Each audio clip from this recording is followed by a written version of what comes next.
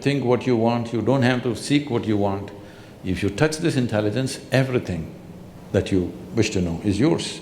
It's just you have to just direct your focus and it's all there, because there is a dimension of chitta.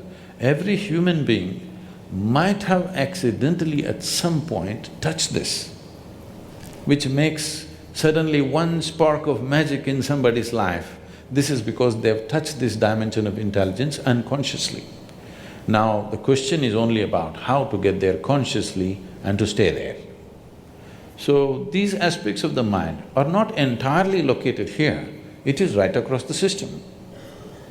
I kind of think this is the endeavor of science, is to take the intelligence all around us and across our system and try to understand the principles of that. It's a way of going out and trying to understand the blueprints around us in a way that can be made conscious. And we've made lots of progress that way, and we've walked on the moon, and we've cured lots of human suffering that way by viewing this deep intelligence, which I totally agree with you about, as something that we can make understandable, take it from the ineffable to the effable. And that's part of it's part of what's maybe the biggest part of what's made our world what it is today. If I can intervene, when you say understandable, that means we can put it into the parameters of logic. What if there is a dimension of intelligence within you which does not fit into the parameters of logic? Trying to fit everything into the parameters of logic means the surface intelligence, which is the intellect, which is our survival mode. If we don't have an intellect, we wouldn't survive in this world. What is a survival instrument? We are trying to put all dimensions of life through that, and it has to pass through that sieve.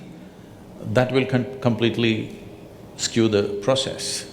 I would want to know that the things that are available to the intellect can't encompass the intelligence of a flower and of a birth and of a body and so on. I take the point that there may be limits to our intellect. So basically what he was saying on that, he's trying to take all the intelligence from the outside, basically what he referring to as the survival part.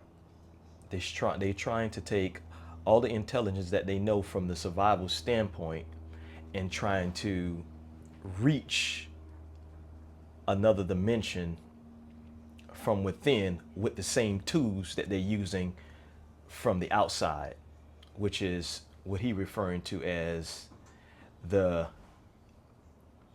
survival part. So he's telling them, like, the way that you're trying to accomplish this, you need to go deeper to another dimension. You can't use the same tools that you're using to survive to try to get to a different conscious level. But I don't know where those limits are.